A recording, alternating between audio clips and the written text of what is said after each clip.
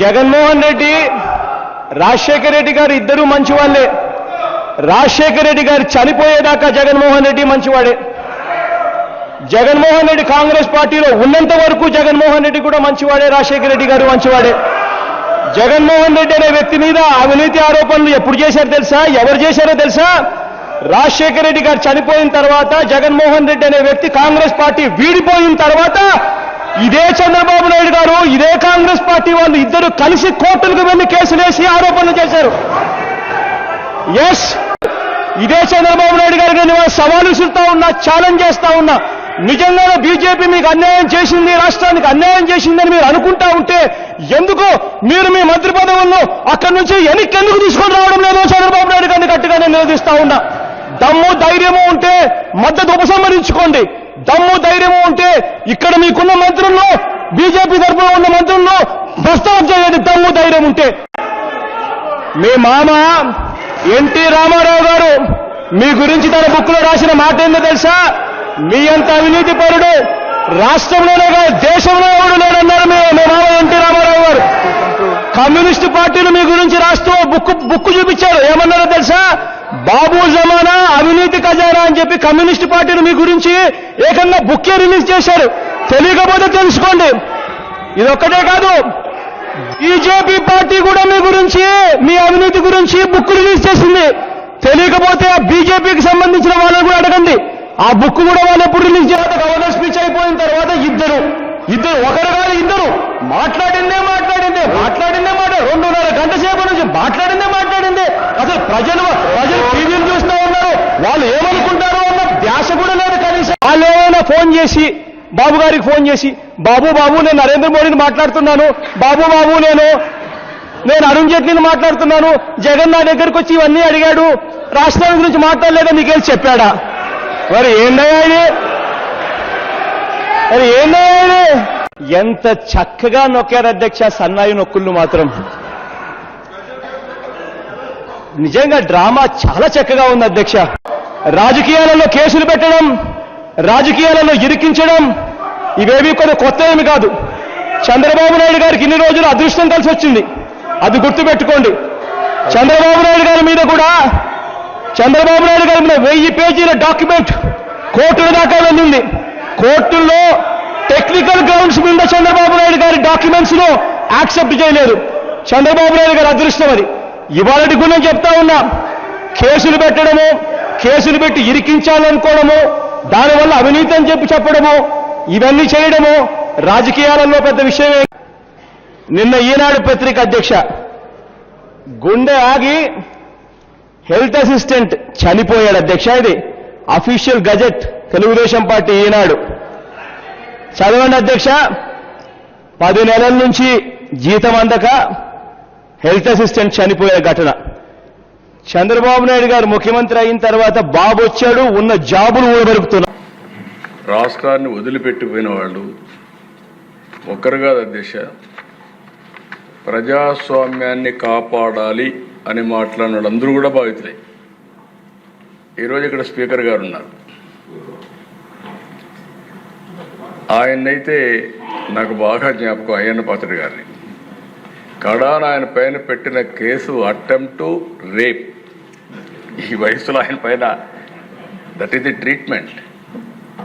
ఆయన ఇంటి దగ్గర అయితే ఎంత భయంకరంగా ప్రయత్నం చేశారంటే, ఇక్కడ ఉండే వాళ్ళందరికంటే 5 సంవత్సరాలు ప్రతి ఒక్క కేసుని ప్రత్యక్షంగా మానిటర్ చేసి, మళ్ళీ నిద్రలేని రాత్రులు, మళ్ళీ వీళ్ళు జైలుకు పోతే బయట వచ్చే వరకు ఇదే పని. అడ్వకేట్స్ డబ్బులు లేకపోతే అప్పులు చేసి కేసులు కూడా వాదించిన పరిస్థితి.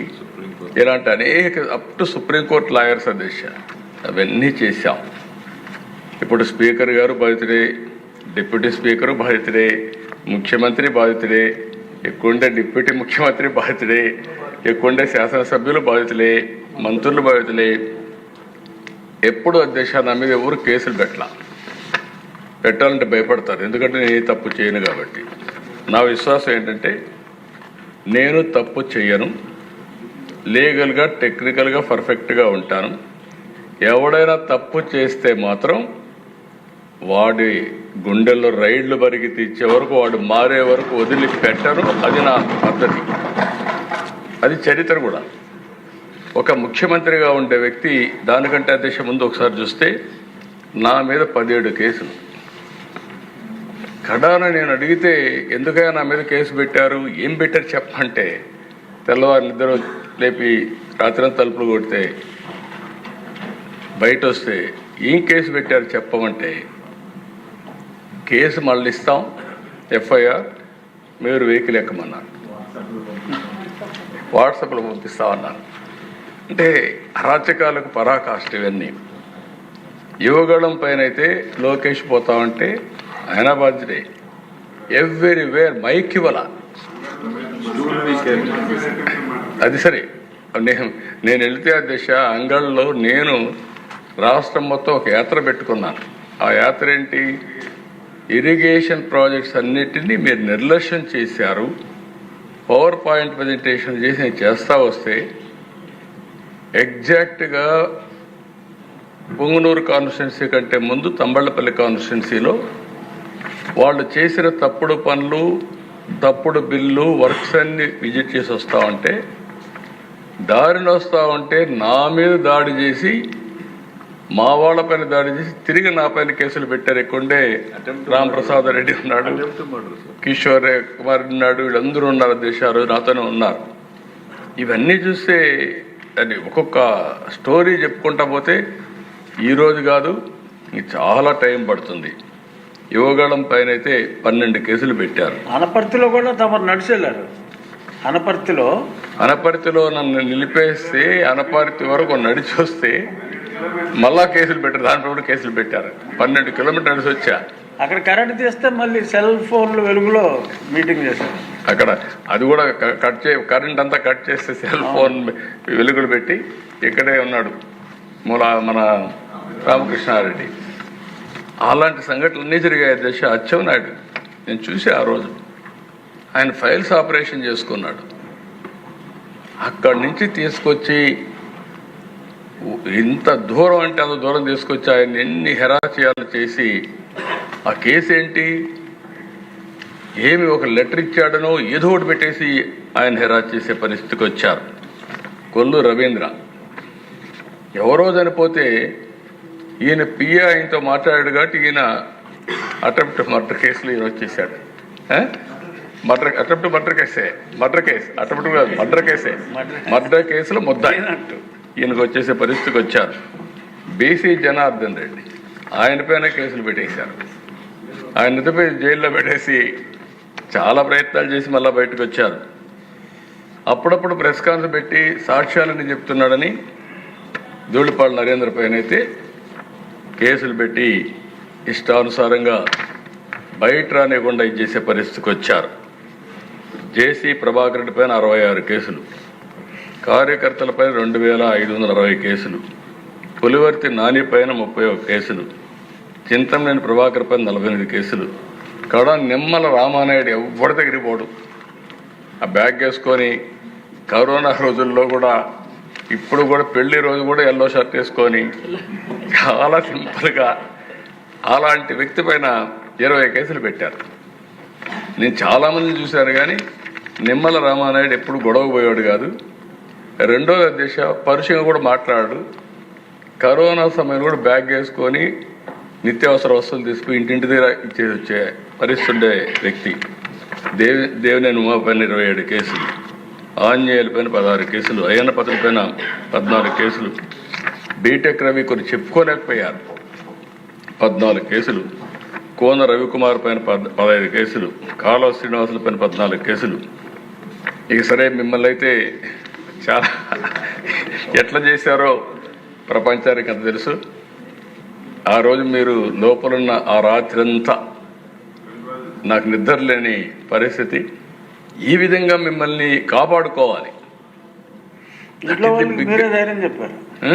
మా ఇంట్లో వాళ్ళకి మీరే ధైర్యం చెప్పారు. మీ ఇంట్లో వాళ్ళ ధైర్యం చెప్పి మిమ్మల్ని కాపాడుకోవాలి కదా. మేము అడ్వకేట్తో మాట్లాడుకున్నాం. ఏంటి పరిస్థితి? అగమ్య గోచరం. హైకోర్టు, మళ్ళీ ఇక్కడ కోర్టు, సుప్రీంకోర్టు ప్రతి ఒక్క కోర్టుతో సమన్వయం చేసుకుని ఎట్లా కాపాడుకోవాలో కాపాడుకోవడం కోసం నెక్స్ట్ డే జైలు కూడా పంపించారు కదా మిమ్మల్ని.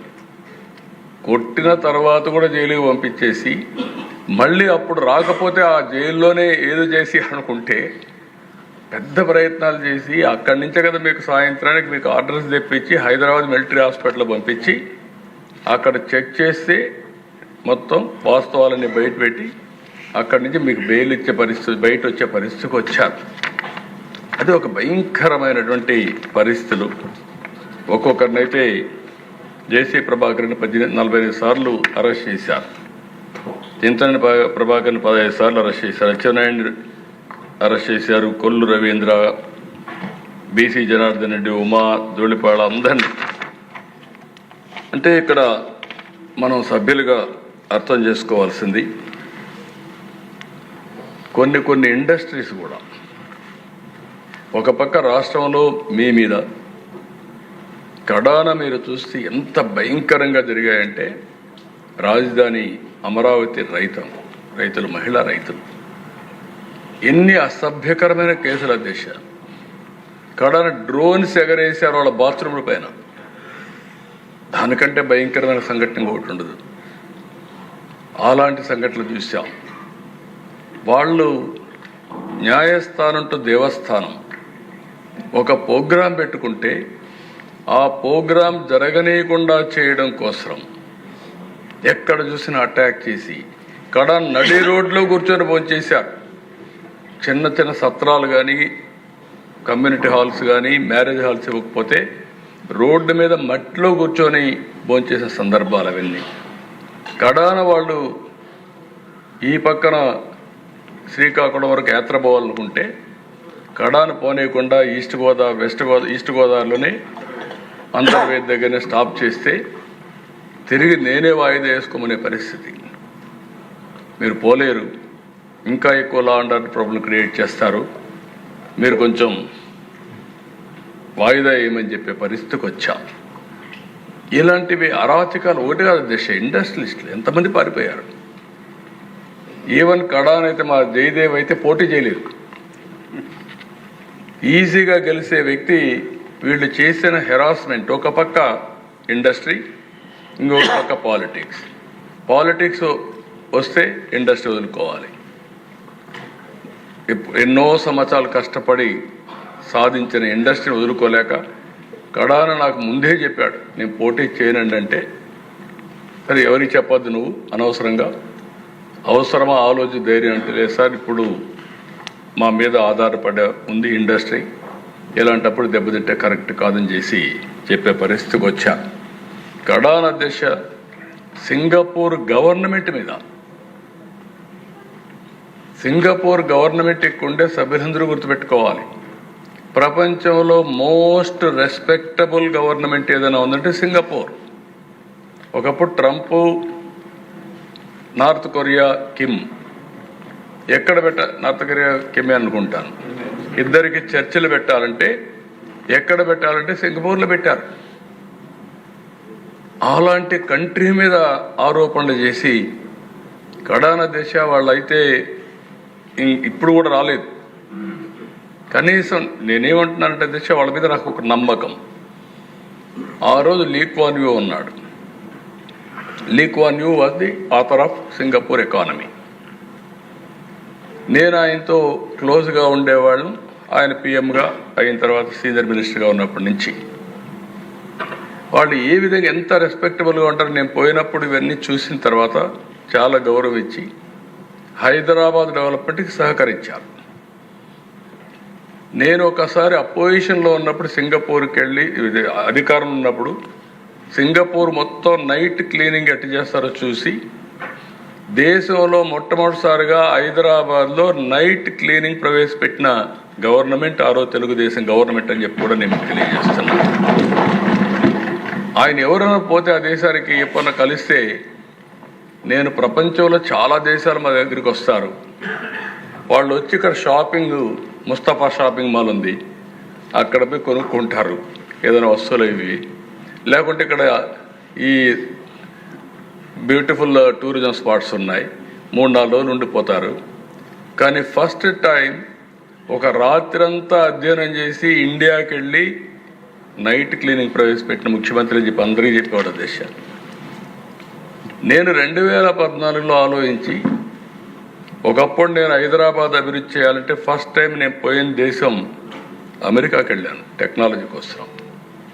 2014కి వచ్చేటకుందికి నేను ఒక మాట చెప్పాను ఎలక్షన్లో, మీరందరూ గుర్తుపెట్టుకో. 2014లో రాజధాని లేదు, రాజధాని కడతాం, ఆ రాజధాని సింగపూర్కు సమానంగా ఉంటుందని నేను చెప్పాను.